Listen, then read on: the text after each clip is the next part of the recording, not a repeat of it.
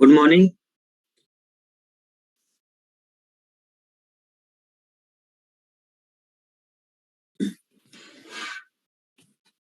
Voice आ रही है?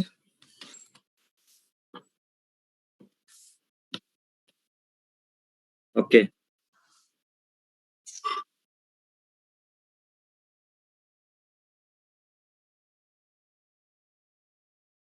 जय हिंद। हम लोग स्टार्ट करते हैं अपने प्रीवियस टॉपिक जो चल रहा था, नागरिकता, सिटीजनशिप। तो सिटीजनशिप में हम लोगों ने कुछ चीजें देखी थी, आर्टिकल्स देख लिए थे।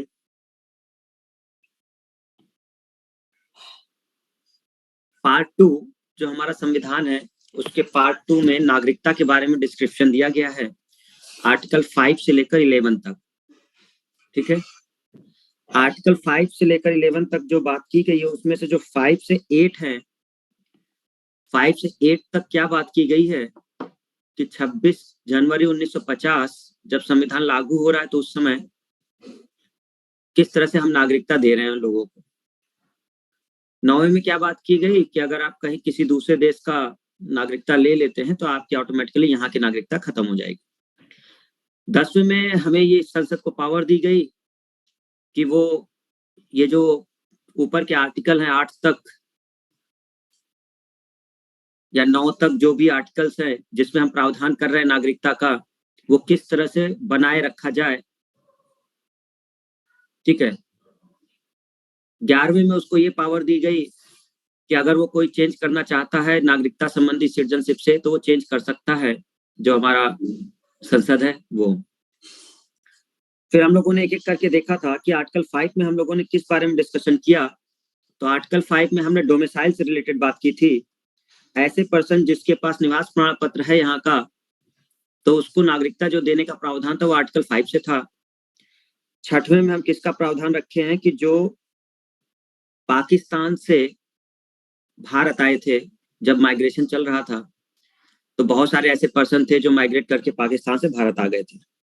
7वें में क्या कहा गया कि कई ऐसे पर्सन थे जो इंडिया से पाकिस्तान चले गए थे, लेकिन संविधान जब लागू हो रहा है तो उसके पहले तक वो आपके भारत में है, तो वो 7वां आर्टिकल देता है। 8वां, जो भारत से उस समय बाहर रह रहे थे, मूल के यहीं के थे, भारतीय मूल के थे, लेकिन वो रह बाहर रहे थे, तो उनको जब हम देते हैं तो 8वें के तहत देते हैं।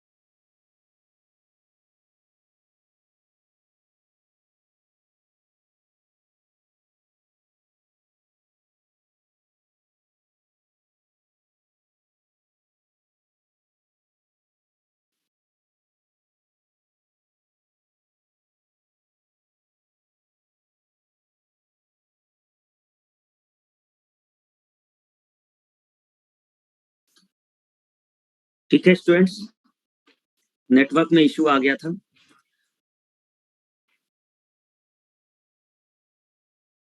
चलिए आगे देखते हैं इसमें क्या था प्रावधान। अब हम लोग बात करते हैं स्टूडेंट्स, यहां तक हम बात कर चुके। अब हम लोग मेन बात करेंगे आपके सिटीजनशिप एक्ट 1955, नागरिकता अधिनियम जो 1955 में बनाया। देखो हमने आपसे बहुत सिंपल सी बात बोली थी कि जो ऊपर के आर्टिकल्स है ये जो हमें बता रहे हैं, इसका मतलब क्या था कि ये तब के लिए ज्यादा चीजें थी जब 26 जनवरी 1950 के जब संविधान लागू हो रहा था, उस समय किस प्रकार से हमने नागरिकता दी थी ये इस बात पे डिफाइन कर रहा था। अब उसके बाद जो हम आज की देखिए तो किस प्रकार से कोई व्यक्ति भारत की नागरिकता पा सकता है उसका डिस्कशन हम लोग करेंगे। तो ये बात होती है हमारे सिटीजनशिप एक्ट 1955 में, बहुत इंपॉर्टेंट है, ध्यान रखना है इसको। चलिए स्टार्ट करते हैं। सबसे पहले हम लोग देखेंगे कि सिटीजनशिप एक्ट 1955 हमें यह बताता है कि किस प्रकार इंडिया की नागरिकता प्राप्त की जा सकती है या इंडिया की नागरिकता लॉस की जा सकती है। मतलब हमें ये बताता है कि प्रेजेंट सिनेरियो में ऐसे कौन कौन से तरीके हैं जिससे अगर कोई व्यक्ति भारत की नागरिकता पाना चाहता है तो उसको नागरिकता दे दी जाए, या अगर वो हमारे नागरिकता छोड़ना चाहता है तो क्या प्रोसीजर है उस यहाँ की नागरिकता को छोड़ने का। तो ये दो बातों को लेकर के हम लोग डिस्कस करेंगे अपने इस टॉपिक में।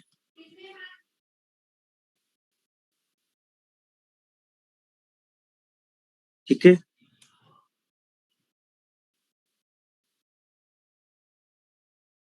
ओके। सबसे पहले हम लोग देखते हैं कि कितने प्रकार से नागरिकता पाई जा सकती है।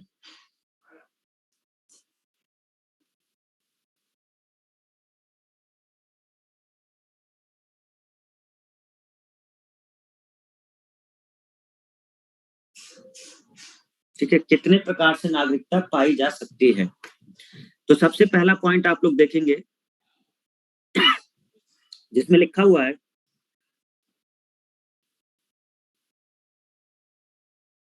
एक्विजिशन ऑफ सिटीजनशिप, नागरिकता प्राप्त करना।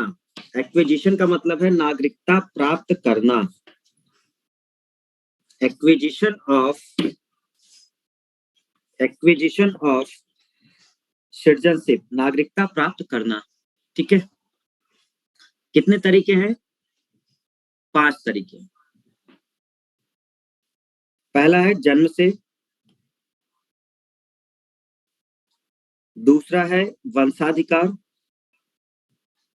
तीसरा है आपका पंजीकरण, चौथा है आपका देशीयकरण, पांचवा है आपका विदेशी भूमि के अर्जन द्वारा। कितने प्रकार से हम भारत की नागरिकता पा सकते हैं? तो आंसर है 5 तरीके से पा सकते हैं जो हमारे सिटीजनशिप एक्ट 1955 में डिफाइन किया जा रहा है। बाय बर्थ, जन्म से ही आप यहाँ हैं तो बाय बर्थ। दूसरा कह रहा है बाय डिसेंट। बाय डिसेंट मतलब कि वंशाधिकार, आपका कोई जनरेशन का व्यक्ति यहाँ रहा हो, माता पिता, दादा दादी, ये लोग, इसको कहते हैं बाय डिसेंट, वंशाधिकार। तीसरा है रजिस्ट्रेशन द्वारा,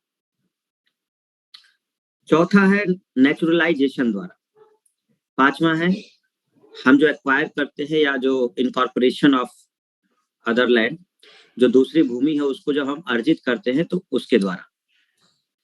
तो पहला पॉइंट आपको याद हो जाना चाहिए कि भारत में नागरिकता कितने प्रकार से पाई जा सकती है। रिवाइज कर लीजिए। सबसे पहला है बाय बर्थ, जन्म से, दूसरा बाय डिसेंट, वंशाधिकार से, तीसरा है बाय रजिस्ट्रेशन, पंजीकरण द्वारा, चौथा है बाय नेचुरलाइजेशन, देशीकरण द्वारा, पांचवा विदेशी भूमि के अर्जन द्वारा। 5 तरीके याद हो गया? हो गया याद सबको? अभी हम लोग डिस्कशन करेंगे, लेकिन सबसे पहले पॉइंट समझ लीजिए कि 5 कौन है, वो कम से कम आपको रहे। कितने तरीके से हम अपने नागरिकता को खो सकते हैं?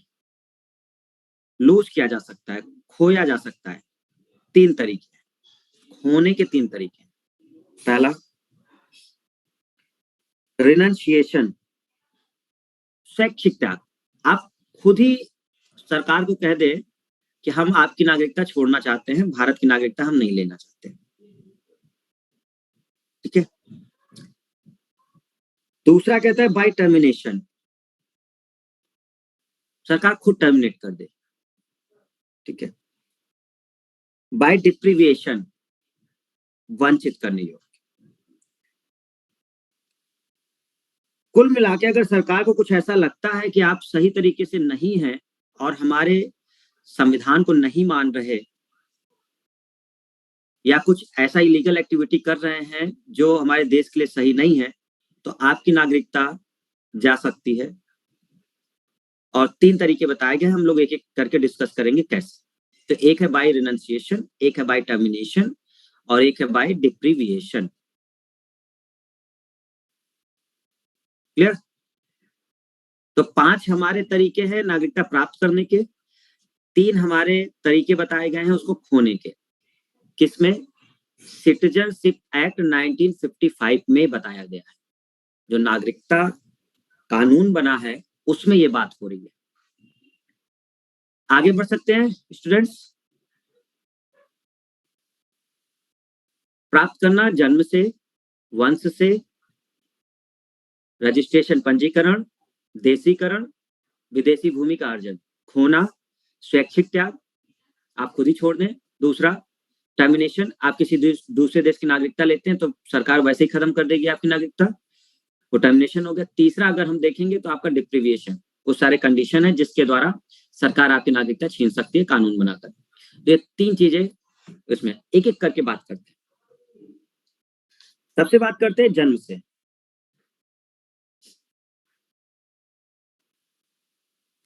अगर हमें नागरिकता प्राप्त करनी है भारत की, जो सबसे पहला तरीका है वो कहता है जन्म से। मतलब अगर आपका यहाँ जन्म हुआ है, अगर आपका भारत में जन्म हुआ है तो आप एलिजिबल हैं यहाँ के नागरिक बनने के लिए बाय बर्थ। तो बाय बर्थ का मतलब है कि आप यहाँ पर एलिजिबल हैं, ये पहला तरीका है। भाई देखो, अगर आपको नागरिकता प्राप्त करनी है तो इन 5 तरीके में से किसी एक तरीके में आपको अपना अप्लाई करना होगा, क्योंकि 5 तरीके उन्होंने कानून में बनाए हैं। तो अगर आप चाहते हो कि हम यहाँ के नागरिक बने तो इनमें से किसी एक में आपको अप्लाई करना होगा, या तो बाय बर्थ वाले में, या तो बाय जो आपका डिसेंट है वंश वाले में, या तो बाय रजिस्ट्रेशन वाले में, या नेचुरल, क्योंकि ये 5 तरीके ही हैं जिनसे आप नागरिकता पा सकते हो। तो आप किस कैटेगरी में जाओगे अब ये डिफाइन करना पड़ेगा कि किस में आप वहां जा सकते हो, कंडीशंस होंगी उसको फॉलो करना होगा। तो बाय बर्थ का मतलब सिंपल है कि आपका यहाँ जन्म हुआ, भारत में जन्म हुआ हो, तो आप इस कैटेगरी में आ सकते हैं। अब इसके अंदर जो कंडीशन है वो हम बाद में देखेंगे, लेकिन बाय बर्थ अगर आपका यहाँ जन्म हुआ है तो आप यहाँ एलिजिबल हैं नागरिक बनने के लिए। दूसरी बात, वंश से। तो वंश वाला अगर आप देखें वंशाधिकार द्वारा, तो जन्म आपका इंडिया के बाहर हुआ हो, लेकिन आपके जो पेरेंट्स हैं, माता पिता, वो इंडियन सिटीजन हो। पॉसिबल है भाई, इंडियन सिटीजन है, वो किसी काम से बाहर रहे होंगे या उस समय होंगे, और जन्म आपका वहां हो गया है किसी दूसरे देश में। तो अब आपका अगर देश में जन्म नहीं हुआ है, मतलब भारत में नहीं हुआ है, तो आप बाय बर्थ वाली कैटेगरी में नहीं आएंगे, आप आएंगे बाय डिसेंट वाले में, क्योंकि आपका जन्म बाहर हुआ है। और अगर आपका जन्म बाहर हुआ है तो आप चेक करना पड़ेगा कि आपके जो माता पिता हैं वो भारत के नागरिक हैं या नहीं उस समय। तो अगर वो नागरिक हैं उस समय वहां के, तो आपको भारत की नागरिकता मिल जाएगी। लेकिन आप कैटेगरी कौन से में जाएंगे? आप बाय डिसेंट वाली कैटेगरी में जाएंगे, वंशाधिकार वाले, ठीक है। डिटेल में हम देखेंगे। तीसरी जो बात हमारी हो रही है वो पंजीकरण द्वारा हो रही है, बाय रजिस्ट्रेशन। ये किन के लिए होता है? जिनका ओरिजिन इंडिया है, लेकिन आज की डेट में वो दूसरे देश के नागरिक हैं। मतलब हमारी समझिए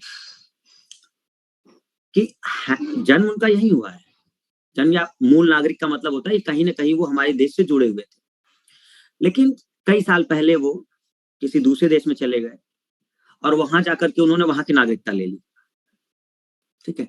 जब वहां की उन्होंने नागरिकता ले ली तो अब वो सोच रहे हैं काफी समय बाद, 10, 15, 20 साल बाद, कि यार वापस इंडिया चलते हैं, इंडिया सबसे अच्छा था, हम कहाँ फंस गए।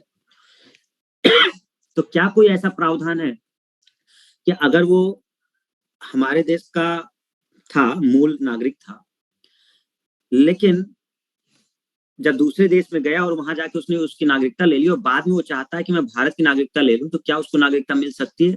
तो हाँ, उसको नागरिकता मिल सकती है, लेकिन वो किस कैटेगरी में जाएगा? तो बाई रजिस्ट्रेशन वाली कैटेगरी में जाएगा। ठीक है ना। देखो हमने 2-3 चीज बताई। अगर आपका जन्म यहाँ हुआ है तो आप सीधे बाई बर्थ वाली कैटेगरी में आ जाएंगे। अगर आपका जन्म यहाँ नहीं हुआ है तो आप बाई डिसेंट वाले में जाएंगे, जिसमें कुछ कंडीशन है कि आपके माता पिता यहाँ के नागरिक होने चाहिए। तीसरा, आप बहुत समय पहले यहाँ थे या आपके माता पिता थे, कोई भी हो सकता है, माता पिता हो सकते हैं, दादा दादी, या किसी न किसी का मूल यहाँ पर था भारत में, लेकिन बहुत साल पहले, 20-25 साल पहले वो लोग चले गए दूसरे देश में और वहां की नागरिकता वो ले लिए, लेकिन अचानक से उन्हें लगा कि हम भारत में ही वापस आना चाहते हैं, तो उनको नागरिकता मिल सकती है और ये जाएगा थर्ड कैटेगरी में, बाई रजिस्ट्रेशन वाले में। तो उन्हें पंजीकरण वाले के थ्रू नागरिकता लेनी होगी। चौथा क्या है, देशीकरण जो नेचुरलाइजेशन है वो ये कहता है कि कोई ऐसा क्या विदेशी व्यक्ति भी क्या हमारी नागरिकता ले सकता है? तो जी हाँ, अगर वो विदेशी व्यक्ति है तो वो भी हमारी नागरिकता ले सकता है। अगर उसका यहाँ जन्म नहीं भी हुआ है, वो भारतीय मूल का नहीं भी है, तब भी उसको नागरिकता मिल सकती है। देखो तीसरे वाले में हमने बात की थी कि वो यहाँ के मूल का है, वो यहाँ से जुड़ा हुआ था कुछ समय पहले, उसके माता पिता या जो दादा दादी है कोई था यहाँ पर और फिर वो चले गए थे दूसरे देश। चौथी कैटेगरी जो हो ये कहती है कि वो यहाँ का मूल नागरिक नहीं था, किसी भी तरह से यहाँ का नहीं था, वो विदेशी ही है, लेकिन वो चाहता है कि मैं भारत की नागरिकता ले लूं। तो क्या हम उसे नागरिकता दे सकते हैं? तो हाँ, बिल्कुल दे सकते हैं। हम चौथी कैटेगरी को अप्लाई करके उसको नागरिकता दे सकते हैं बाय नेचुरलाइजेशन से। इंडियन ओरिजिन का नहीं है, तो भारतीय ओरिजिन का वो नहीं है, लेकिन भारत की नागरिकता लेना चाहता है। तो कुछ कंडीशन है, हम उसको देखेंगे अभी क्या कंडीशन है जिसके तहत वो फॉलो करके हमारे देश की नागरिकता ले सकता है। ठीक है। लास्ट क्या है, विदेशी अर्जन, विदेशी भूमि के अर्जन द्वारा। इसका मतलब स्टूडेंट ये है कि हम अगर किसी दूसरे क्षेत्र को एक्वायर करते हैं, जैसे सिक्किम, सिक्किम को हमने एक्वायर किया 1975 में, पहले वो स्वतंत्र था, हम उसको प्रोटेक्शन केवल दे रहे थे, लेकिन 1975 में हमने उसको पूर्ण राज्य का दर्जा दे दिया और अपने संघ में शामिल कर लिया था। तो क्या ये सिक्किम के जो लोग जिनको हमने एक्वायर किया सिक्किम को, तो सिक्किम के लोगों को हम नागरिकता देंगे कि नहीं देंगे? भाई क्योंकि अब वो सिक्किम पहले स्वतंत्र था अपना, लेकिन अब तो आपने उसको एक्वायर करके अपने देश में शामिल कर लिया ना, और अगर आपने अपने देश में शामिल कर लिया उसे, तो आपको उसको नागरिकता देनी होगी। तो अब ये गवर्नमेंट के ऊपर है वो किस प्रकार से उन्हें नागरिकता देती है, लेकिन हाँ, नागरिकता दी जाएगी। तो ये जाएगा 5वीं कैटेगरी में। अगर आप किसी अदर भूमि को अगर मतलब एक्वायर करते हैं, ठीक है, तो वहां के जो लोग हैं उनको अधिकार है कि भाई हम आपके देश की नागरिकता ले सकें, तो बिल्कुल दिया जा सकता है, इसमें कोई दो राय नहीं है। हमें 5वीं कैटेगरी में उनको रखना होगा, जिसमें हम रखेंगे विदेशी भूमि के अर्जन द्वारा। तो ये 5 ही तरीके हैं जिससे आप नागरिकता पा सकते हैं भारत की। तो स्टूडेंट्स, 5 तरीके क्या है? पहला तरीका बाय बर्थ, आपका जन्म यहाँ हुआ हो, ठीक है। दूसरा तरीका, आपका जन्म यहाँ नहीं हुआ है, देश से बाहर हुआ है, कहीं और हुआ है, लेकिन आपके माता पिता या आपके दादा दादी में से कोई भी जो है वो यहाँ के नागरिक थे, ठीक है, उस समय, तो आपको नागरिकता मिल जाएगी। तीसरा, आप मूल नागरिक यहाँ के थे, या आप थे, आपके माता पिता थे, आपके दादा दादी थे, 3 जनरेशन जो आपसे लेकर के हम देखेंगे, तो कहीं ना कहीं आपको अगर ये लगता है कि हाँ हमारा मूल निवास वहां था, लेकिन कई साल पहले हम लोग चले आए यहाँ, जैसे अमेरिका चले गए, ब्रिटेन चले गए, फिर आपको लगता है कि भाई हमको तो अब वापस इंडिया जाना चाहिए, तो हमें क्या नागरिकता मिल सकती है? तो कहेंगे यस, बिल्कुल मिल सकती है, लेकिन आप लोग जो कैटेगरी है वो थर्ड वाले को फॉलो करेंगे, रजिस्ट्रेशन वाले को। इसके जो नियम होंगे ये आप पे अप्लाई होंगे और उसको फॉलो करिए, आपको नागरिकता मिल जाएगी। चौथा, नेचुरलाइजेशन उनके लिए है जो यहाँ के मूल नागरिक भी नहीं है, वो पूरी तरह से विदेशी है, जैसे बिल गेट्स हो गए। अब अगर बिल गेट्स को हमारे देश की नागरिकता चाहिए तो उनको चौथी कैटेगरी से दिया जाएगा, बाय नेचुरलाइजेशन से दिया जाएगा, देसीकरण वाले से। मान लो अगर उन्होंने इच्छा जताई कि हम इंडियन के सिटीजनशिप लेना चाहते हैं, तो थर्ड कैटेगरी में वो नहीं आएंगे, रजिस्ट्रेशन में थोड़े ना आएंगे वो। क्यों? क्योंकि मूल थोड़े ना है यहाँ के वो, है ना, वो तो विदेशी है, ओरिजिन भी उनका यहाँ नहीं है। तो जिनका ओरिजिन यहाँ पर नहीं होता और वो अगर लेना चाहते हैं तो नेचुरलाइजेशन वाली कैटेगरी में जाते हैं। अगर हम किसी दूसरे की भूमि को या एक्वायर करते हैं तो भी हम उनको नागरिकता देते हैं, वो 5वीं कैटेगरी से। आई होप कि अब आपको चीजें समझ में आ गई होंगी। यस एवरीवन, मनीष, ब्रिजेश, रौनक, भानु, है ना, कुसुम, सुमित, अभिषेक, विवेक, रजनी, ठीक है, प्रिंस, विवेक, प्रेम, हेमा, यस सबको समझ में आ गया। तो हमने शॉर्ट में एक चीज डिस्कस कर ली कि हम नागरिकता कितने प्रकार से पा सकते हैं। 5 तरीके से हम लोग पा सकते हैं। चलिए हम एक क्वेश्चन पूछेंगे, आप लोग बताएंगे। एक ऐसा व्यक्ति जो भारतीय मूल का है लेकिन अब वो किसी दूसरे देश का नागरिक बन चुका है, वहां की नागरिकता ले चुका है और उसे अब हमें भारत की नागरिकता चाहिए, बताइए कौन सी कैटेगरी से वो नागरिकता ले सकता है? फटाफट, कौन सी कैटेगरी से वो नागरिकता ले सकता है? एक ऐसा व्यक्ति जो इंडियन ओरिजिन का है, दूसरे देश की नागरिकता वो ले चुका है लेकिन अब वो चाहता है कि हम भारत की नागरिकता लेना चाहते हैं, तो वो किस कैटेगरी से नागरिकता ले सकता है? आरती, महिमा, बाय रजिस्ट्रेशन। सच्चिदानंद देसीकरण कह रहा है। सच्चिदानंद देसीकरण नहीं है, ठीक है। नेचुरलाइजेशन इंडियन ओरिजिन वालों के लिए नहीं है, नेचुरलाइजेशन उनके लिए है जो इंडियन ओरिजिन के नहीं है, जो यहाँ के मूल नागरिक नहीं, वो विदेशी ही है। हमने आपसे बोला था कि जो यहाँ का इंडियन ओरिजिन का है, मूल निवास मतलब इंडियन ओरिजिन था उसका काफी समय पहले, bye registration, correct answer is by registration. Clear है? ओके प्रिया, ठीक है। सच्चिदानंद गलत आंसर दिए हो, अपने आंसर्स को सही करो सब लोग। चलिए आगे बढ़ते हैं, आते हैं बाई बर्थ में। अब एक एक करके हम लोग देखते हैं कि क्या बात हो रही है।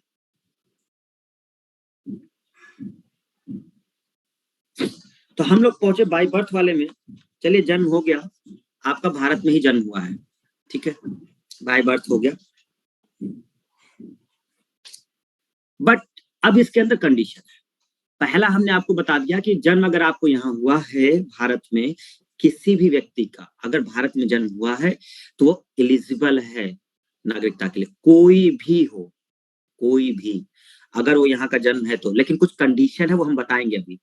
कोई भी का मतलब कुछ कंडीशन है, किसको नहीं मिल सकता, अपवाद है, 1-2 अपवाद हैं जो आपको ध्यान रखने होंगे कि उनको नहीं मिल सकता है। तो बाई बर्थ का मतलब हो गया कि यदि बच्चे का जन्म 26 जनवरी 1950 से 1 जुलाई 1987 के समय तक हुआ है, जब संविधान लागू हुआ है 26 जनवरी 1950 और 1 जुलाई 1987।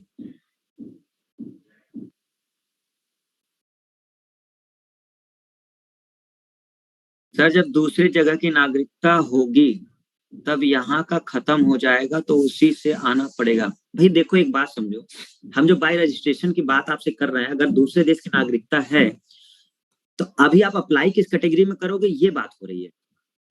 आगे चल के क्या होगा वो बात की बात है। अभी आपके पास दूसरे देश की नागरिकता है और आप इंडियन मूल के हैं, तो अभी हम केवल कैटेगरी की बात कर रहे हैं कि किस कैटेगरी के थ्रू आप अपना फॉर्म भरेंगे। तो आप अपना फॉर्म भरेंगे रजिस्ट्रेशन वाली कैटेगरी में। जैसे ही आप ये सब अप्लाई करेंगे, आपको उस देश की नागरिकता छोड़नी पड़ेगी। हम 2 देश की नागरिकता नहीं दे सकते आपको। रजिस्ट्रेशन में आप अगर आएंगे तो अप्लाई आप कैटेगरी रजिस्ट्रेशन में करोगे, लेकिन जैसे ही आप सब चीजें करने लग जाओगे ना और यहाँ की नागरिकता आपको मिलेगी, आपको तुरंत उस देश की नागरिकता छोड़नी होगी, नहीं तो हम इंडियन सिटीजन की नागरिकता आपको नहीं दे पाएंगे फिर। तो जिस देश के आपके हैं, तो अभी तो आप अप्लाई करोगे कैटेगरी में तो रजिस्ट्रेशन वाले में आओगे, लेकिन जैसे आपको नागरिकता मिलेगी आपको उस देश की नागरिकता त्यागनी पड़ेगी। ऐसा नहीं कि हम वहां के भी बने रहे यहाँ के भी बने रहे, ऐसा नहीं होता है। तो चलिए आगे देखते हैं, अभी डिस्कस करते हैं एक एक करके। तो हमने कहा कि अगर 26 जनवरी 1950 और 1 जुलाई 1987 इसके बीच अगर जन्म हुआ है तो आपको कुछ भी प्रूफ करने की जरूरत नहीं है, कुछ भी प्रूफ करने की जरूरत नहीं है। अगर किसी बच्चे का जन्म 26 जनवरी 1950 और 1 जुलाई 1987 के बीच हुआ है तो वो यहाँ का नागरिक है। उसके माता पिता का कोई जांच का मतलब नहीं है कि वो नागरिक थे नहीं थे, नहीं। 26 जनवरी 1950 से 1 जुलाई 1987 के बीच का अगर जन्म हुआ है तो आप बाय डिफॉल्ट यहाँ के नागरिक हैं, आप एलिजिबल हैं, आपको नागरिकता मिल जाएगी। उस समय हमें ये देखने की जरूरत नहीं है कि आपके उस समय माता पिता नागरिक थे या नहीं थे। तो ये एक बात हुई कि यदि बच्चे का जन्म 26 जनवरी 1950 से 1 जुलाई 1987 के बीच हुआ है तो उसे भारत का नागरिक मान लिया जाएगा, बिना यह जांचे कि उनके पेरेंट्स इंडियन सिटीजन हैं या नहीं। आप में से किसका किसका जन्म हुआ है 1987 से पहले?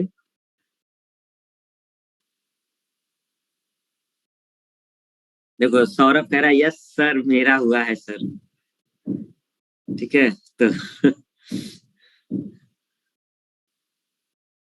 किसी का नहीं सर मतलब तुम लोग डायरेक्ट नहीं पा सकते अब तुम लोग को तुम्हारा चेक करना पड़ेगा, माता पिता का या बर्थ सर्टिफिकेट, अब ये सब तुम्हारा चेक करना पड़ेगा। कहीं अगर 87 से पहले के हुए तो सब काम बन जाता, कुछ नहीं करना था, तुम नागरिक थे यहाँ के, सीधा अप्लाई हो जाता। तो 26 जनवरी 1950 से 1 जुलाई 1987 के बीच अगर कोई था तो बाय डिफॉल्ट यहाँ का नागरिक था। अब उनके माता पिता मतलब है नहीं है ये जांचने की जरूरत नहीं थी। मेरे दादा का है दादा का है तो दादा का तो होगा ही भाई, ठीक है, तो दादा को नागरिकता मिल गई होगी। देखो यही कुछ चीजें हैं ना। बहुत सारे लोग कह रहे थे सर डॉक्यूमेंट ढूंढना पड़ेगा, फलाना करना पड़ेगा, भ्रांतियां इतनी है ना।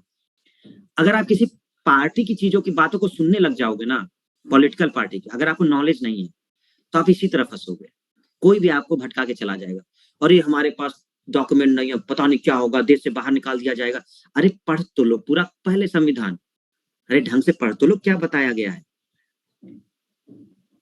26 जनवरी 1950 से अगर आपको 1 जुलाई 1987 के बीच जन्म हुआ है तो आपको कुछ प्रूफ करने की जरूरत ही नहीं है, आप यहाँ के नागरिक हैं।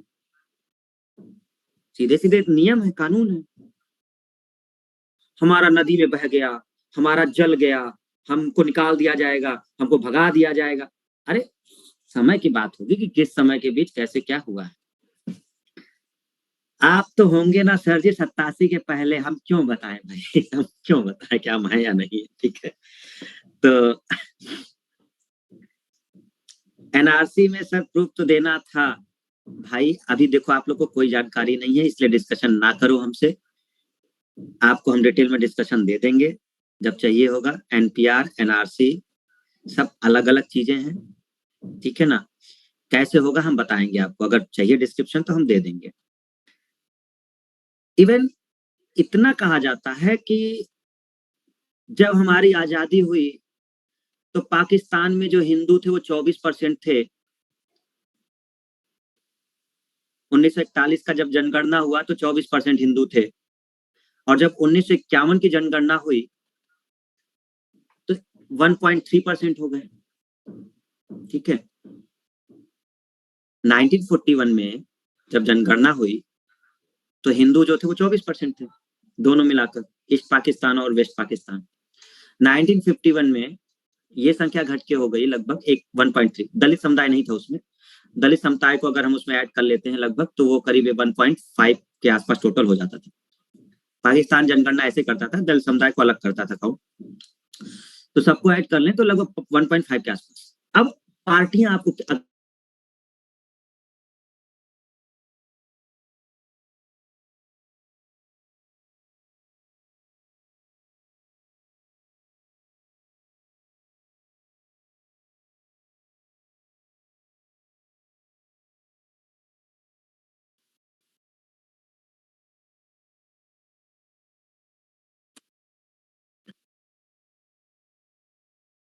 रुक गया था क्या वीडियो?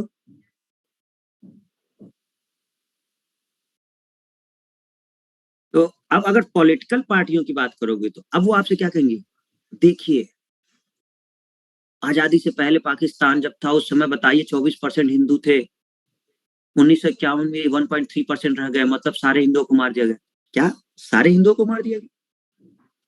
बेवकूफी वाली बात है। माइग्रेशन नहीं हुआ क्या? बंटवारा हुआ तो इधर से उधर लोग नहीं गए क्या? सारे मार ही दिए गए। अरे मारे गए थे, मारे गए थे, लेकिन 24% में पूरे 22% मार नहीं दिए गए। बंटवारा जब हुआ है तो माइग्रेशन हुआ है 1947 के बाद। वहां की बहुत सारी हिंदू जातियां पंजाब के क्षेत्र में आ गई, पंजाब के बहुत सारे मुस्लिम पाकिस्तान में चले गए, तो पूरे 22% मार नहीं दिए गए। हाँ, बड़े लेवल पे मासेकर हुआ था, मारे गए थे दोनों तरफ से लोग। लेकिन अब पार्टी अगर आपको लड़ाना चाहेगी तो वो कहेगी बताइए 24% वहां की जनसंख्या थी, बताइए 1.3 बची।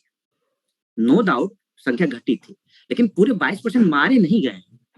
अरे मारे गए होंगे 10% मारे गए होंगे, चलो 11% मारे गए होंगे, सब नहीं मारे गए होंगे।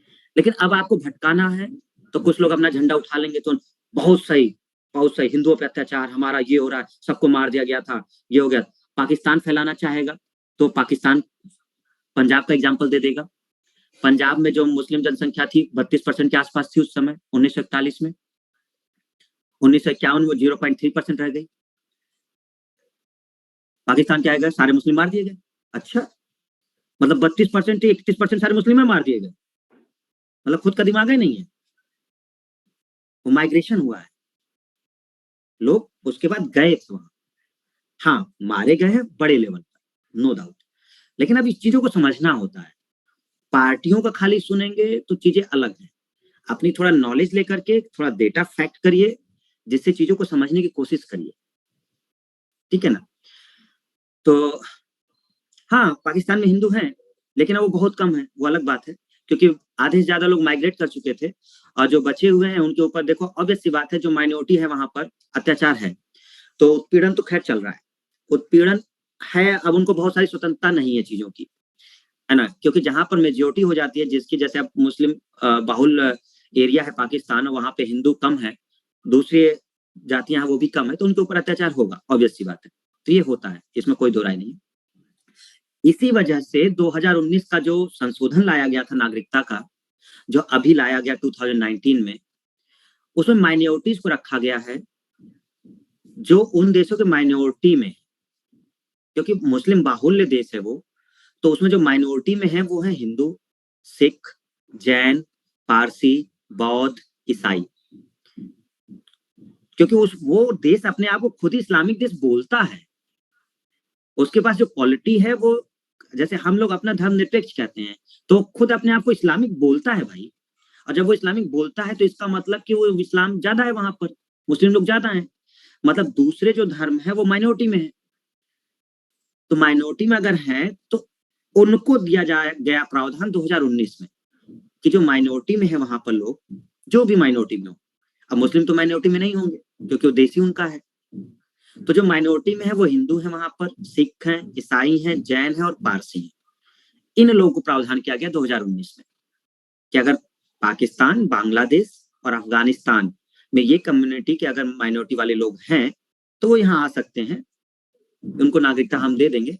डेट एक डिफाइन है, 31 दिसंबर 2014 से पहले आए हूं या फिर उस डेट को आए हूं, तो उनको हम लोग इलीगल माइग्रेंट नहीं मानेंगे, मतलब अवैध वो नहीं मानेंगे, और हम उनको नागरिकता देने का प्रावधान रखेंगे। इस तरह की कुछ चीजें बताई गई हैं, इसको हम अभी आगे देखते हैं।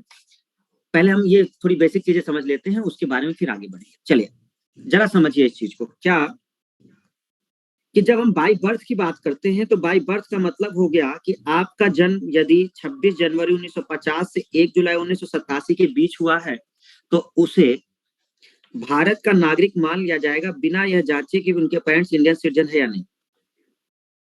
कंडीशन नंबर 1, मतलब ये भी जरूरी नहीं था कि आपका जन्म हुआ है तो आपको नागरिकता मिली जाएगी, लेकिन हाँ, अगर आपका जन्म हुआ है तो आप इसमें अप्लाई कर सकते थे। फिर कुछ चीजें हैं, अगला डेट देखिए, यदि 1 जुलाई 1987 से 3 दिसंबर 2004 के बीच हुआ है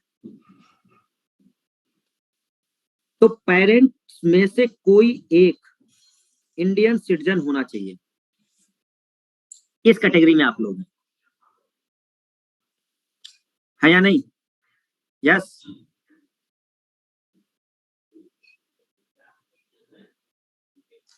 हाँ, जस्टिफाई करेगा ना, वो तो बता, कुछ तो देना पड़ेगा ना उसे, कुछ तो प्रूफ देना पड़ेगा कि हाँ भाई हम इसके बाद के हैं, उसके पहले के नहीं, तो कुछ उसको बताना पड़ेगा। तो अब देखो, एक सिंपल सी बात ये हो गई कि आप सब लोग हो गए कौन सी कैटेगरी में? सबका जन्म यही भारत में हुआ है ना? देवेंद्र, तुम्हारा जन्म कहाँ हुआ है? पाकिस्तान वाले एरिया में? नहीं। हम्म। सच्चिदानंद का हुआ है भाई, सच्चिदानंद का हुआ है उधर। वो संविधान सभा कमेटी में जब बैठ रहा था ना, तो उधर की प्रोविंस से आता था ना, उसका जन्म हुआ है। हर्षवर्धन का अफगानिस्तान में हुआ है। तो यहाँ क्या कर रहे हो? तालिबान से मिले नहीं क्या तुम? तालिबान वाले आने कैसे दिए तुम्हें यहाँ? हाँ, तो 1 जुलाई 1987 से 3 दिसंबर 2004 के बीच, ठीक है, इनके बीच जो जन्म हुआ है, तो आपको ये बताना था कि जो पेरेंट्स हैं उनमें से कोई एक आपका क्या होना चाहिए, यहाँ का नागरिक होना चाहिए।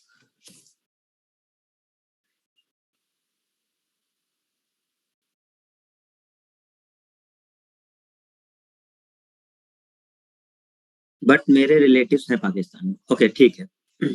अरशद का अरशद का भाई अमेरिका में जन्म हुआ है।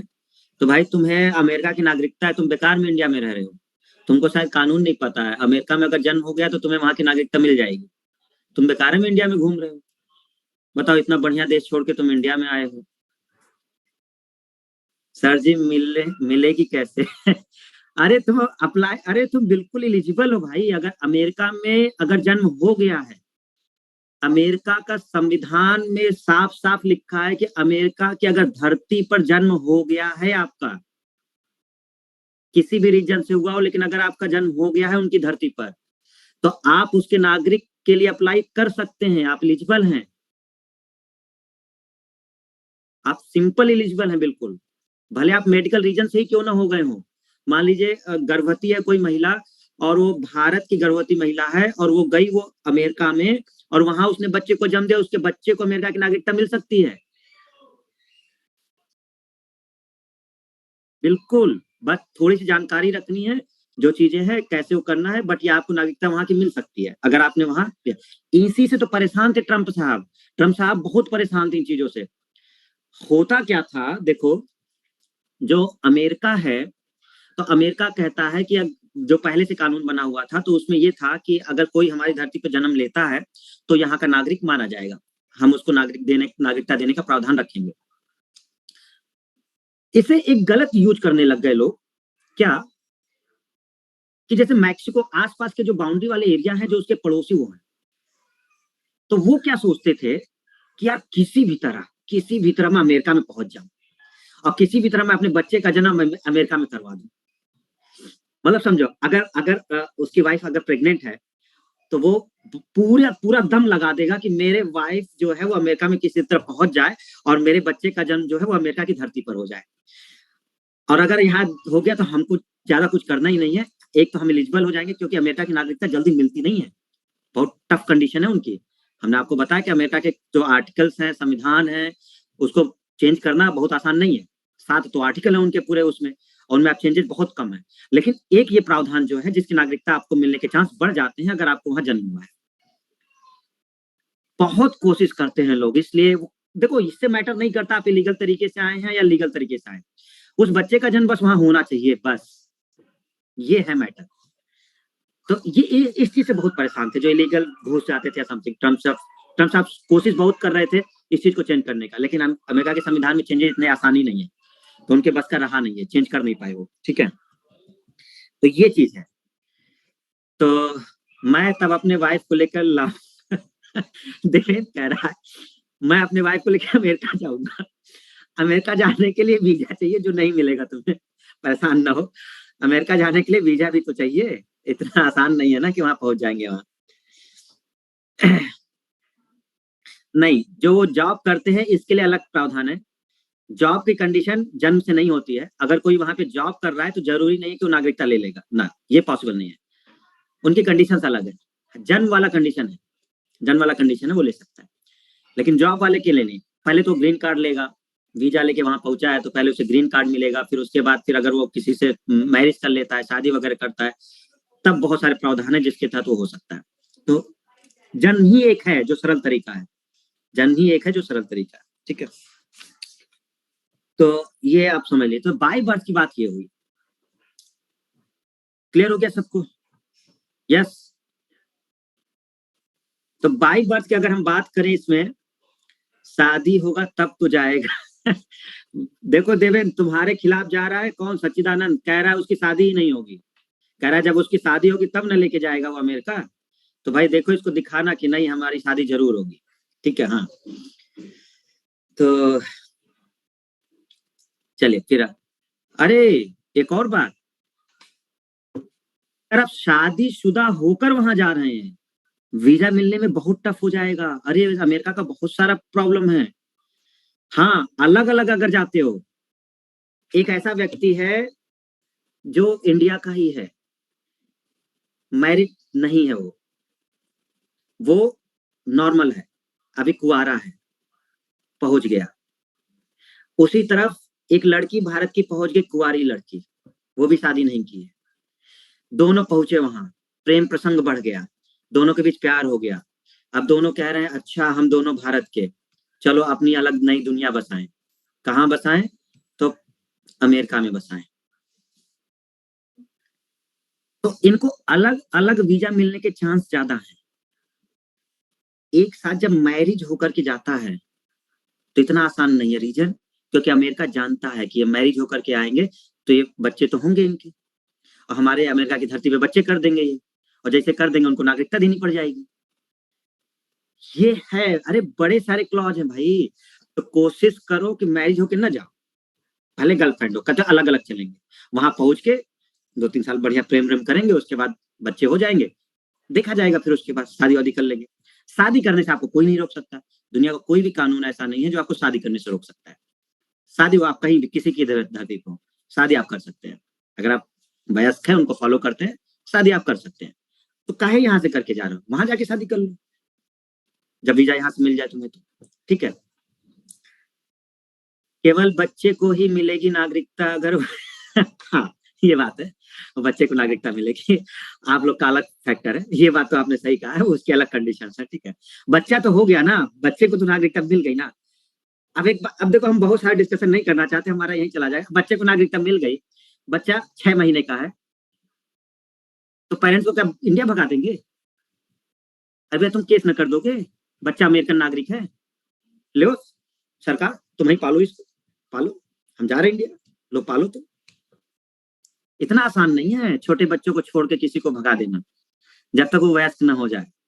छोटा बच्चा है तो देखरेख माता पिता ही करेंगे, तो प्रावधान उनको करना ही पड़ेगा कि जब तक वो ठीक ठाक ना हो जाए तब तक भगा नहीं पाएंगे वो लोग, ठीक है ना। कुछ कंडीशंस हैं जो, हाँ, अमेरिका की टफ कंडीशन है, वो अलग बात है। वो चीजें इतनी आसान नहीं जितनी हम आसानी से आपको बता रहे हैं, इतनी आसान नहीं है। उनके टर्म्स एंड कंडीशंस बहुत सारे हैं जिसको फॉलो करना पड़ता है। तो चलिए देखिए, तो बाय बर्थ की हमने बात की। तो बाय बर्थ में हम लोगों ने जब देखा इसमें, तो एक हम अपने इंडिया की बात कर रहे हैं अभी केवल। तो एक डेट हमने देखी 26 जनवरी 1950 से 1 जुलाई 1987 तक। तो अगर इसके बीच अगर जन्म हुआ है तो इसका मतलब कि आप ठीक है, नागरिक हैं, माता पिता की कोई जांच करने की जरूरत नहीं है। लेकिन अगर आप 1 जुलाई 1987 से 3 दिसंबर 2004 के बीच हुए हैं, जिस कैटेगरी में आप मैक्सिमम लोग हैं, तो इस समय आपके माता पिता में से कोई एक जो है वो यहाँ के नागरिक होने चाहिए। सिंपल सा, अगर कोई भी एक है तो आपको नागरिक यहाँ का माना जाएगा, ठीक है। तो इंडिया सिटीजन आपका होना चाहिए। लेकिन 3 दिसंबर 2004 से till further notice, by birth वाले अगर बर्थ, तो 3 दिसंबर 2004 के बाद अगर कोई जन्म लेता है तो पेरेंट्स में से कोई इंडिया सिटीजन होना चाहिए, साथ में इलीगल माइग्रेंट नहीं होना चाहिए। मतलब ऐसा ना हो कि वो काफी समय पहले यहाँ आ चुका हो, 2004 के बाद व्यक्ति आया हो, और कि माइग्रेंट का मतलब वो, जैसे बोला नहीं था हमने, माइग्रेंट की हिंदी क्या होगी,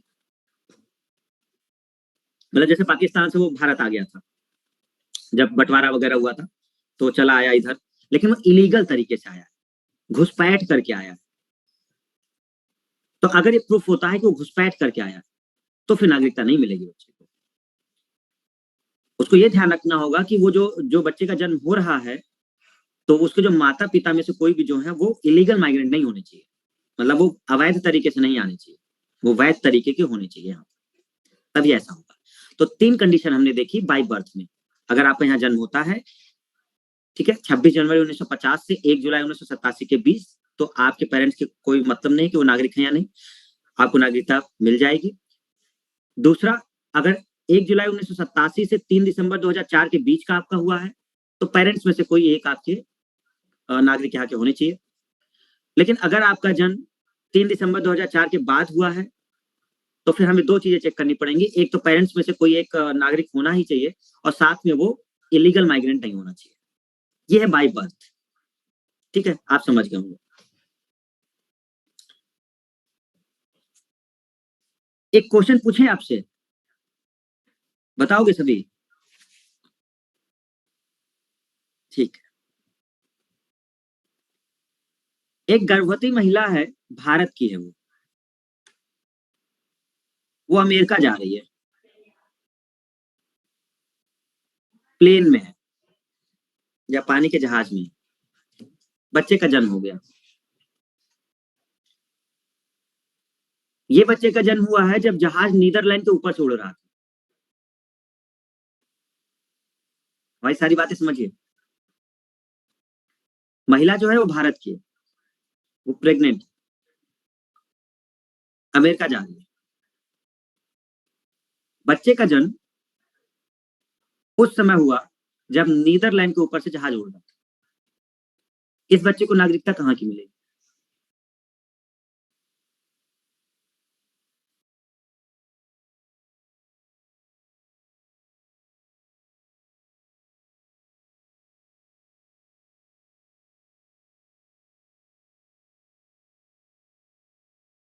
सामने आओ जरा सभी।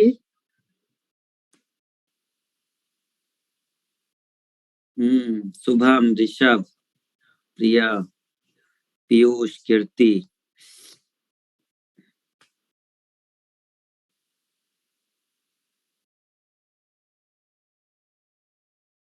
सुमित, विनय, महिमा, विजय कुमार, अंजना, राफिया, ज्ञान प्रभा, आशा, संदीप, रजनी, हर्षवर्धन, प्रियंका। ये बाकी कहाँ गए? सो गए क्या दोबारा जाके? हाँ? ये बाकी लोग मतलब चला करके रजाई उजाई ओढ़ के निपट जाते हैं, हैं?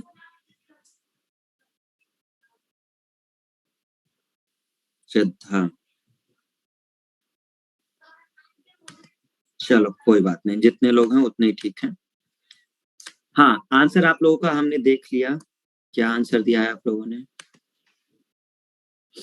अमेरिका, इंडिया, सर जहां जा रहा होगा नीदरलैंड की जमीन पर नहीं पहुंचा है सो भारत की नागरिकता मिलेगी। जहां की सिटीजन उसकी माँ होगी, जहां की महिला है शायद सर कंफर्म नहीं है, जहां की है गर्भवती महिला को अलाउ ही नहीं है प्लेन की यात्रा करना नीदरलैंड। ये ये कौन व्यक्ति है उसको अलाउ ही नहीं है यात्रा करना? अरे खत्म होगा तुम, है? मेडिकल रीजन है, परेशान हो गए, उसको अमेरिका जाना ही है मेडिकल रीजन से। कहाँ से हवा में उड़ा के लेके जाओगे बिना प्लेन के? और जो मेडिकल रीजन से जाते हैं वो कहीं से जाते हैं?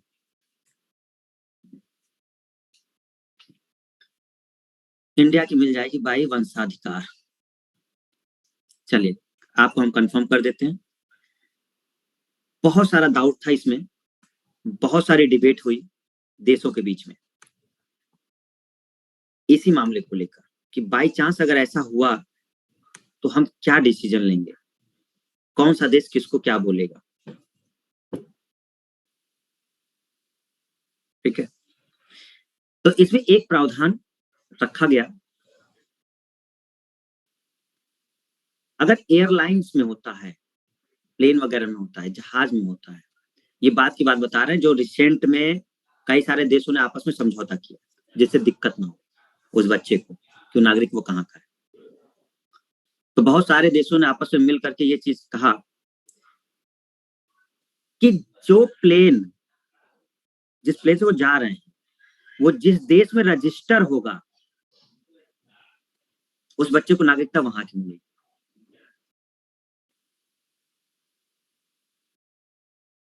भारतीय महिला प्रेग्नेंट है, लेकिन ये जिस एरोप्लेन से जा रही है, जिस एयरलाइन से जा रही है, ये एयरलाइन अमेरिका में रजिस्टर है। तो वो बच्चा अमेरिका की नागरिकता पाने के लिए एलिजिबल है। अगर वो प्लेन जो जा रहा था अमेरिका, लेकिन वो भारत का ही था, एयर इंडिया है वो, और वो भारत में ही रजिस्टर है, तो उस बच्चे को भारत की नागरिकता मिल जाएगी, कोई संशय नहीं है। हमें नीदरलैंड के ऊपर से उड़ रहा है, कोई मतलब नहीं है। जापान के ऊपर से उड़ रहा है, कोई मतलब नहीं। ये बहुत सारी कंडीशंस थी जो बहुत डाउट आ गया था। बहुत सारे देशों ने इस पर विचार मंथन किया। उन्होंने कहा इसका एक सोल्यूशन है, हम वही देख लेंगे कि ये एक्चुअल में जहाज किस देश में रजिस्टर है, और जिस देश में रजिस्टर होगा हम वहां के नागरिकता इसको देने का प्रावधान कर देंगे, वो बच्चा एलिजिबल है। बाकी जहां के वो हैं वो तो खैर है ही है, उसमें कोई दिक्कत नहीं है। जैसे माता पिता है, समथिंग है, भारत का अगर है तो है। लेकिन अगर वो एयरलाइन में अगर उसका जन्म हो गया है, तो जिस देश में अगर रजिस्टर है तो वहां की नागरिकता पाने का वो हकदार बन जाएगा। ये है मेन पॉइंट, जो अब के आज के सिनेरियो में ये चीजें ध्यान दी गई, जिससे कि दिक्कत ना हो। ऐसा एक केस हो चुका है जिसमें बच्चे का जन्म प्लेन में हुआ था, और उसी को लेकर के सारे डिस्कशन हुए थे कि अब उसको नागरिकता कहाँ दी जाए, जिसमें सारे देशों ने मिलकर एक सहमति बनाई कि हम इस तरह से इस चीज को देखेंगे। ठीक है।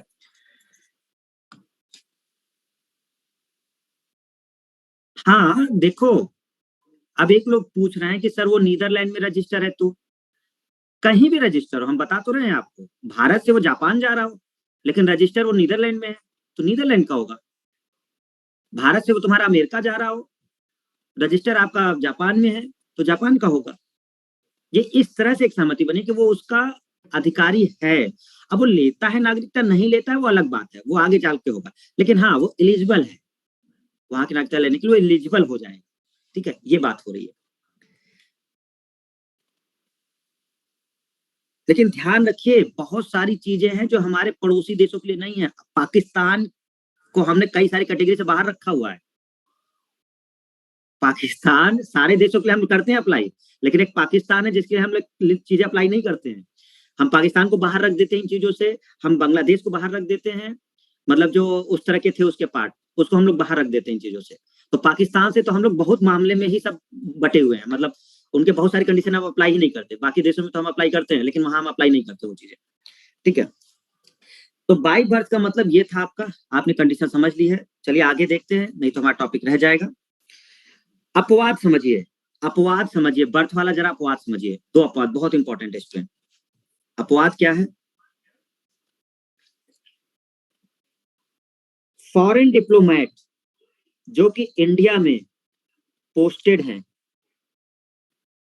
बाहर के अगर कोई राजनयिक दूत, अम्बेसडर जो हमारे इंडिया में पोस्टेड है, मतलब जापान का कोई है यहाँ पर, अमेरिका का है, इसराइल का है, ठीक है, कोई दूसरे उसके अम्बेसडर वगैरह राजनयिक लोग यहाँ पर हैं, और उनके बच्चे का जन्म भारत में हो जाता है। किसी दूसरे देश के राजनयिक हमारे देश में है और उनके बच्चे का जन्म यहीं पर हो जाता है, उनके बच्चे को नागरिकता भारत की नहीं मिलेगी। ये एक एक्सेप्शन है। अगर फॉरेन डिप्लोमेट्स कोई हैं जो कि इंडिया में पोस्टेड हैं, यदि उनके बच्चों का जन्म यहाँ होता है तो उन्हें भारत की नागरिकता नहीं मिलेगी। Exception one. दूसरा, जिन देशों के साथ हम युद्ध में होंगे, अगर किसी देश के साथ हमारा युद्ध चल रहा है और उनके बच्चे की अगर बात की जाए तो उनको भी नागरिकता नहीं दी जाएगी भारत की। किसी देश के साथ युद्ध चल रहा है हमारा और वहां का कोई व्यक्ति यहाँ पर है और उसके बच्चे का जन्म हो जाता है, तो उसको भारत की नागरिकता नहीं मिलेगी। तो दो एक्सेप्शन केस है, आप ध्यान रखिएगा। कोई अगर फॉरेन डिप्लोमेट्स है, कोई राजनयिक पद का अधिकारी है किसी दूसरे देश का, और उसके बच्चे का जन्म अगर भारत में होता है तो बाय बर्थ के केस में हम उसको नहीं देंगे, बाय बर्थ वाले पोर्शन में नहीं देंगे हम उसे। बाकी कंडीशन हम बात की देखेंगे, लेकिन जन्म के आधार पर हम उसको नागरिकता नहीं देंगे। और अगर जिसके साथ हम युद्ध में होंगे और वहां का कोई अगर व्यक्ति है और उसके बच्चे का जन्म यहाँ हो जाता है, तो हम उसके बच्चे को भी जन्म के आधार पर नहीं देंगे। तो जन्म के आधार की कैटेगरी से वो बाहर रहेंगे। बाकी हमारे पास 5 कैटेगरी है। आगे कैटेगरी हम देखेंगे कि क्या वो किसी और कैटेगरी में फॉलो करते हैं या नहीं, लेकिन वो जन्म के आधार पर कैटेगरी में फॉलो नहीं करेंगे। क्योंकि जन्म के आधार पर हम बस इतना देख रहे हैं कि किसी का अगर यहाँ जन्म हुआ है तो उसको नागरिकता मिलनी चाहिए। तो जन्म तो उनके बच्चों का भी हुआ है, हम कहते हैं कि उनको मिलनी चाहिए, बट नहीं, ये 2 लोग एक्सेप्शन है, जन्म के आधार पर हम उनको नहीं दे सकते। क्या हमारी बात स्टूडेंट्स आपको क्लियर हो गई, जन्म के आधार वाली, एवरीवन, कि बाय बर्थ के आधार पर किस तरह से हम लोग देते हैं?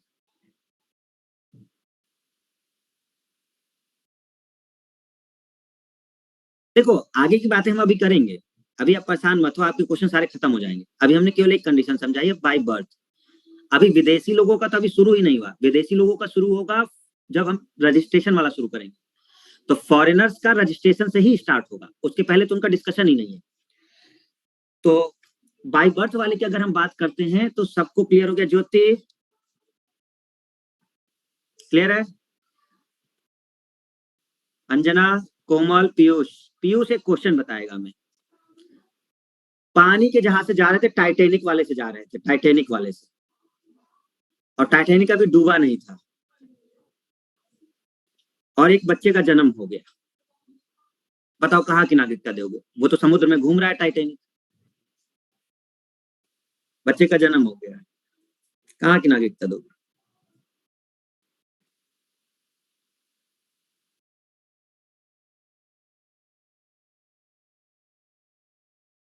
कोई बताओ, आप कोई भी बताओ।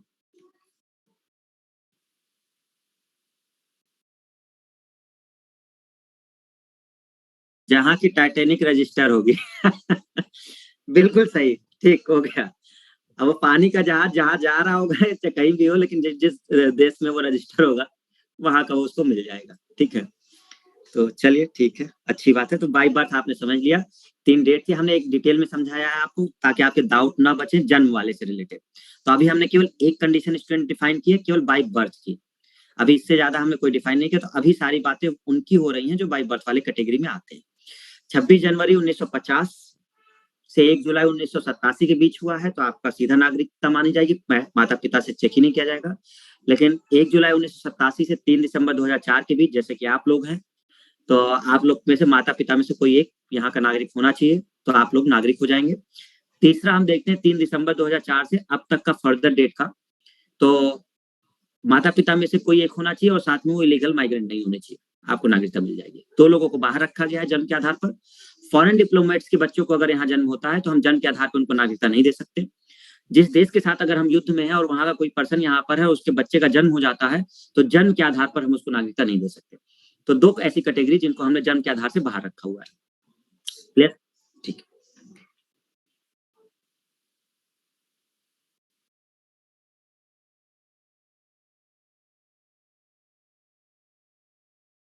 बाय डिसेंट, थोड़ा सा इसकी बात और कर लेते हैं, एक और कैटेगरी की बात कर लेते हैं।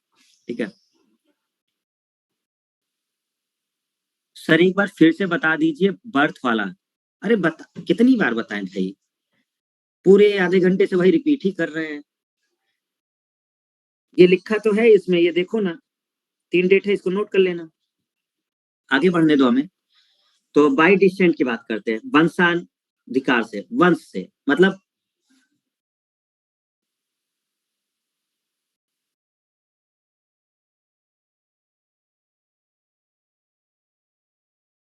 बाई डिसेंट,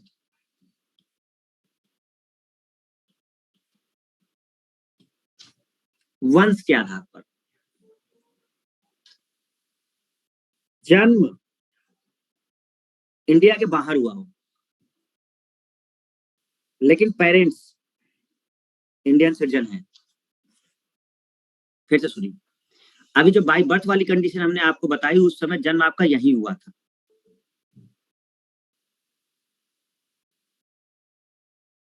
क्लियर है? हेलो, ज्योति पूछ रही है, कहाँ है ज्योति? ज्योति सामने आओ, देखें जरा ज्योति कहाँ है। एक तो बड़ा बढ़िया क्वेश्चन पूछा है इसने।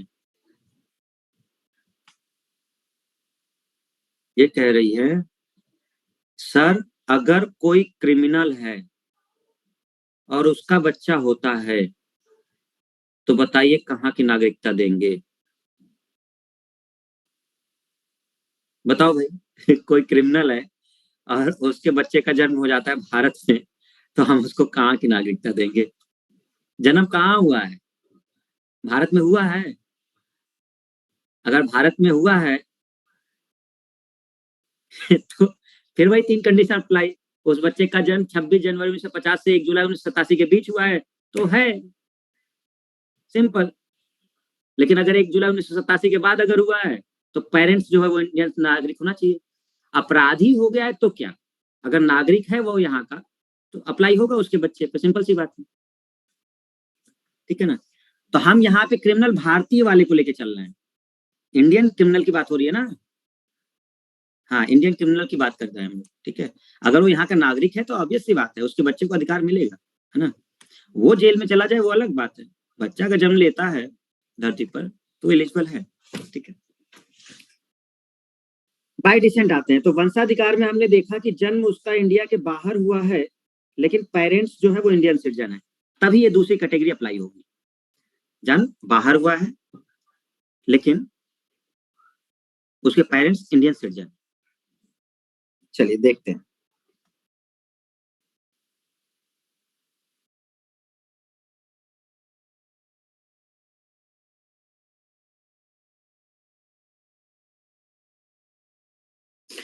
छब्बीस जनवरी 1950 को या उसके बाद, परंतु 10 दिसंबर 1992 से पूर्व भारत के बाहर जन्म हुआ हो तो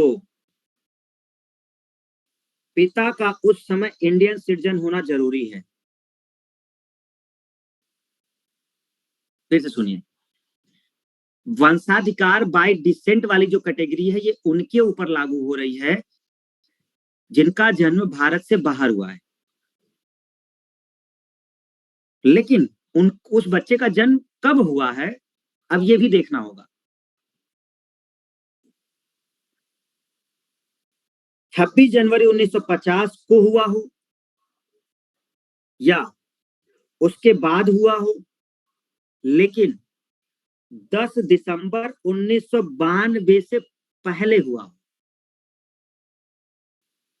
87 वाला जो केस था वो भारत के अंदर का था, ये जो 92 वाला केस है ये भारत से बाहर का है।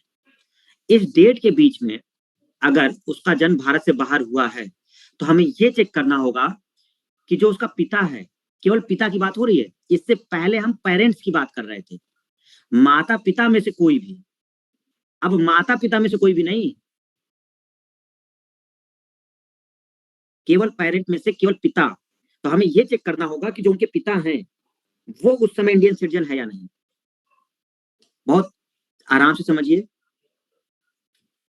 हमने ऊपर की बात जब की है बाय बर्थ वाली, तो बाय बर्थ वाले में हम लोगों ने पेरेंट्स की बात की है, पेरेंट्स में से कोई नागरिक होना चाहिए। लेकिन वंशाधिकार वाले में, बाय डिसेंट वाले में, जब बाहर जन्म हो रहा है तो उस समय पिता का इंडियन नागरिक होना जरूरी है, माता से मतलब नहीं है, पिता का होना जरूरी है, कोई भी नहीं हो सकता, उसका फादर होना चाहिए इंडियन नागरिक। ये पहली कंडीशन है। दूसरी,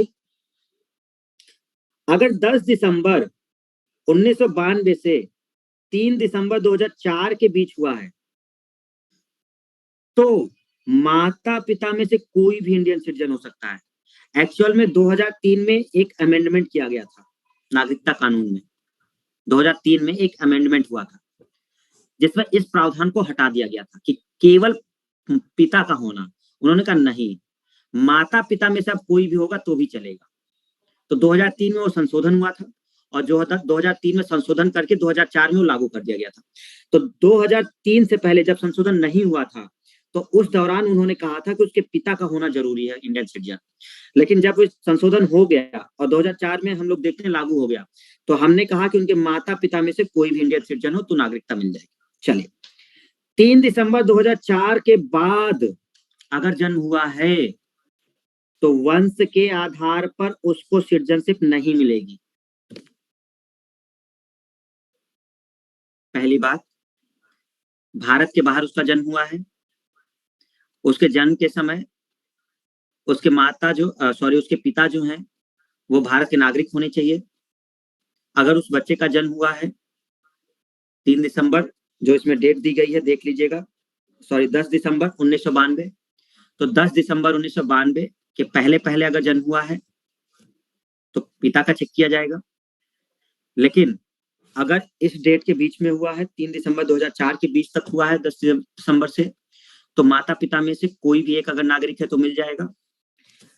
3 दिसंबर 2004 के बाद ये अप्लाई नहीं है, वंश के आधार पे नागरिकता अब आपको नहीं मिलेगी अगर आप 2004 के बाद पैदा हुए हैं बाहर। अगर हाँ, ये आप काम कर सकते हैं कि आपको एक पॉइंट आपको दिया गया है कि अगर, क्योंकि इसके आधार पे आप नहीं कर पाएंगे, सीधे नहीं मिल पाएगा आपको। जैसे ही बच्चे का जन्म होता है 2004 के बाद, अगर वो बाहर होता है, भारत में नहीं हो रहा है, तो 1 साल के अंदर, जन्म के 1 साल के अंदर आपको उसको इंडियन काउंसुलेट में जाकर पंजीकृत कराना होगा, वहीं पर जिस देश में आप हैं। तो जिस भी देश में आप होंगे जहां पर बच्चे का जन्म हुआ है, तो जन्म के 1 साल के भीतर भीतर वहां पे जो हमारे भारतीय राजनयिक होंगे, जो हमारे डिप्लोमेट्स होंगे, क्योंकि भारत के भी तो डिप्लोमेट्स हैं अलग अलग देशों में, भाई हमारे भी तो एम्बेसडर है ना हर जगह, हमारी भी तो एम्बेसी है, अमेरिका में है, जापान में है, हर जगह हमारी भी एम्बेसी है। तो आप जिस भी देश में रह रहे हैं और वहीं पर आपके बच्चे का जन्म हो गया है, तो आप बाय डिसेंट के आधार पर आप नहीं ले पाएंगे अगर 2004 के बाद हुआ है कि ठीक है आप ये तो नागरिक मान लिया जाएगा। नहीं, मान नहीं लिया, अब मान नहीं लिया जाएगा। अब आपको जाना पड़ेगा काउंसुलेट में, वहां का जो हमारा भारतीय राजनयिक डिपार्टमेंट होगा उसके पास आपको जाना होगा और 1 साल के भीतर भीतर उस बच्चे को रजिस्टर करवाना होगा वहां पर कि हमारे बच्चे का जन्म हुआ है और हम जो है वो एक्चुअल में भारत के नागरिक हैं, लेकिन हमारा बच्चा जो है वो अब 2004 के बाद जन्म लिया है, तो हमें नागरिकता उसको भारत की देनी है। तो वहां पर वो अप्लाई करोगे और उसको मिल जाएगी। तो 2004 के पहले पहले अगर था तो आपको नागरिकता मिल जाती थी वंश के आधार पर, लेकिन 2004 के बाद आपको वहां काउंसुलेट के पास जाना पड़ेगा, उनको बताना पड़ेगा, उनको डॉक्यूमेंट देने पड़ेंगे कि बच्चे का जन्म हुआ है और इनको रजिस्टर कर लीजिए। ये इस तरह से होता है। तो बाय बर्थ और बाय डिसेंट, आई होप कि दोनों आपको समझ में आ गया। यस स्टूडेंट्स, डिफरेंस क्लियर हुआ दोनों में, बाय बर्थ और बाय डिसेंट? बाय बर्थ का मतलब था कि आपके इंडिया में ही जन्म हुआ है, बाय डिसेंट का मतलब था कि इंडिया में न होकर के बाहर हुआ है। ठीक है ना? तो किस तरह से प्रावधान है? ओके, ठीक है। तो आज 2 ही रखते हैं क्योंकि अब कुछ बच्चों की क्लास होगी थ्योरम की, है ना, 11 बजे से जाने वाले होंगे, तो आज इतना ही रखते हैं और इसको रिवाइज करना सभी स्टूडेंट्स। कल हम लोग बाकी 3 जो है उनकी बात करेंगे कि उनको कैसे जन्म के आधार पे हमें मिल जाएगा, मतलब नागरिकता कैसे प्राप्त करनी है। तो ये ध्यान रखना है कि बाय बर्थ के हिसाब से हमको इस तरह से मिल सकता है, कोई भी पर्सन हो जो जन्म हुआ है, बस वो जो अपवाद है वो वाले में कैटेगरी में ना आता हो तो उसे जन्म के आधार पर मिल जाएगा। वंश के आधार वाला आप समझ गए कि 2004 के बाद अप्लाई नहीं है वंश वाला, ठीक है, उसके लिए आपको वहां के इंडियन काउंसुलेट में जाना होगा, रजिस्टर कराना होगा। 2004 से पहले अप्लाई था सब।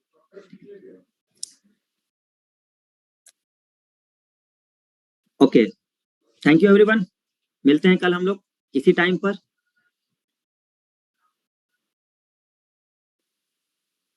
सर डीपीपी, हाँ डीपीपी कल शेयर कर देंगे ऑनलाइन। अच्छा ऑफलाइन मांग रही है, ओके।